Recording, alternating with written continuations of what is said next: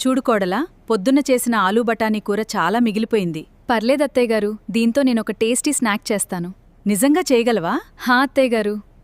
నాకు బాగా నచ్చితే నీకొక సర్ప్రైజ్ గిఫ్ట్ ఇస్తాను.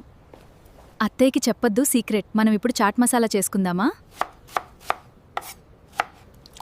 ఆల్రెడీ ఆలూ బఠానీ కర్రీలో మసాలా ఉంటుంది కాబట్టి దానికి తగ్గట్టు ఇంకొంత మసాలా జోడిద్దాం. ఇప్పుడు అల్లం వెల్లుల్లి పేస్ట్ వేసి పచ్చివాసన పోయే వరకు వేయించాలి.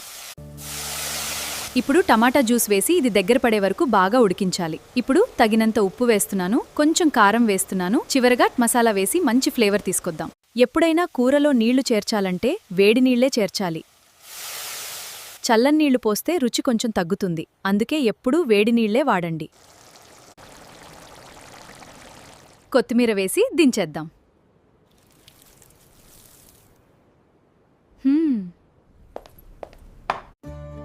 వావ్ కోడలా, మిగిలిన ఆలూ బఠానీ కూరతో చాట్ చేశావా? చాలా బావుంది. ఇదిగో నీ సర్ప్రైజ్ గిఫ్ట్. వావ్ అత్తయ్యగారు!